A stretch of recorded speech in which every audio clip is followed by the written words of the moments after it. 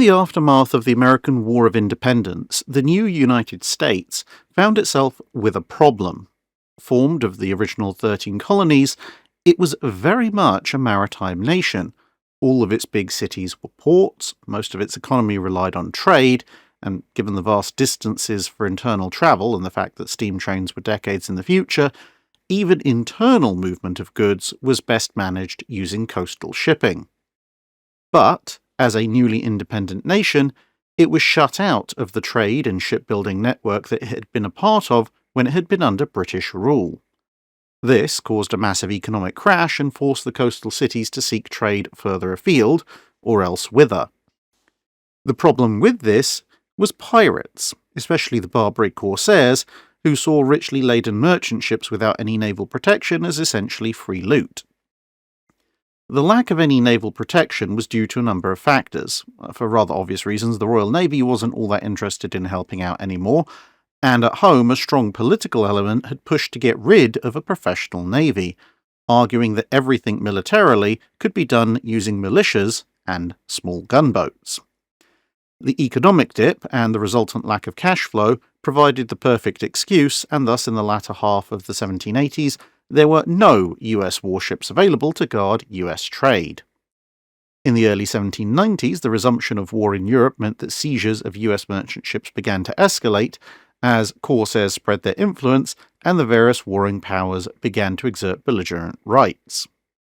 Still, Congress was divided. Some felt that paying protection money to the pirates and negotiating with the various European powers was the best course of action, while others felt that this would only lead to ever-increasing demands for payment and other concessions,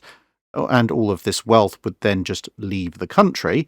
whereas to maintain the country's honour as well as the shipbuilding industry,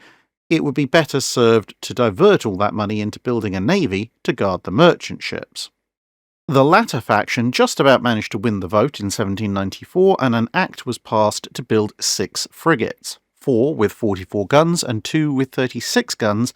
with a caveat inserted by the other side that building would stop if the corsairs were dealt with by other means. Initially, the plan was to build them all in Philadelphia, which was the premier shipbuilding facility at the time, but it was then suggested that the money might be more popularly distributed if the ships were then built in different ports, and this change was made so each frigate would be built in a different port.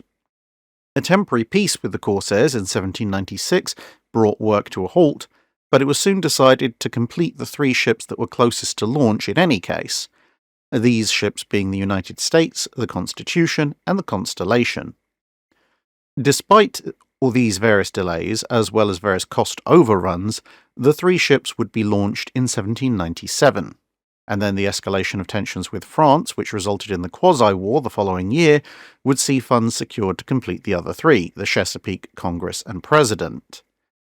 However, a mixture of the various delays, the lack of funding, and several issues in procuring enough timber of the requisite quality led to the Chesapeake being redesigned from a 44-gunner to, after some debate, a 38-gunner, which the other 2 small frigates would also be re-rated to. While all the frigates would eventually carry upper-deck 32-pounder carronades, they initially started with much smaller long guns, and the larger frigates had their main gun decks filled with 24-pounder long guns, while the smaller ones had to make do with 18-pounders, which was the more standard armament for 5th-rate frigates at the time.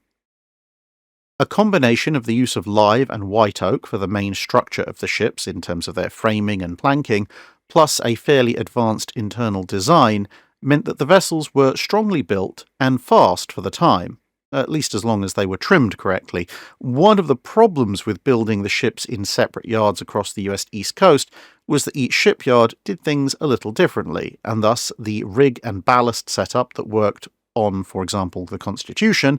would leave President with the approximate sailing capabilities of a barn, and so each ship would require fine-tuning in service by its captain.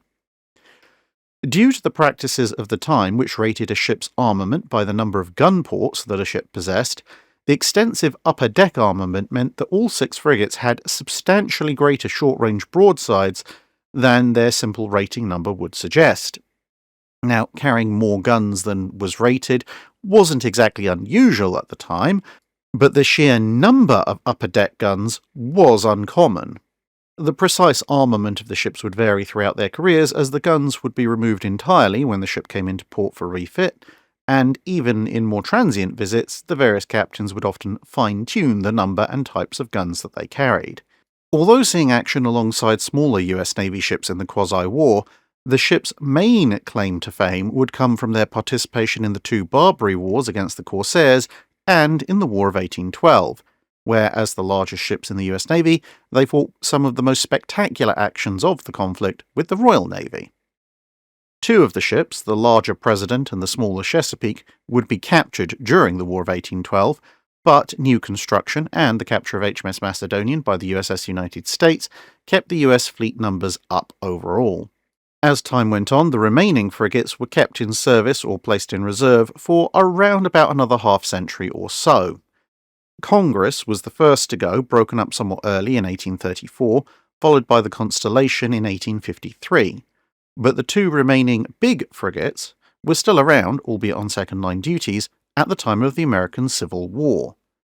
During this period, the United States was captured by Confederate forces when they seized what is now Norfolk Navy Yard, then known as Gosport, then was recaptured when Union forces retook the port, after which the ship was either broken up or scuttled, depending on your source, as being too worn out to be of any further use.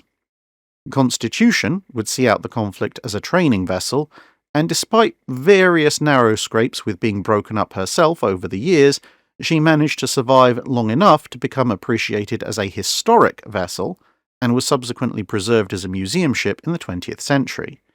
She can be visited in Boston Harbor to this day as the second oldest commissioned warship in the world, after HMS Victory, and the oldest commissioned warship afloat. Although, weirdly enough, thanks to her numerous refits and rebuilds, the single greatest concentration of original timber from the Six Frigates can actually be found at Chesapeake Mill in the United Kingdom, which was constructed using a good part of the timbers from the captured Chesapeake back in 1820. That's it for this video. Thanks for watching. If you have a comment or suggestion for a ship to review, let us know in the comments below. Don't forget to comment on the pinned post for dry dock questions.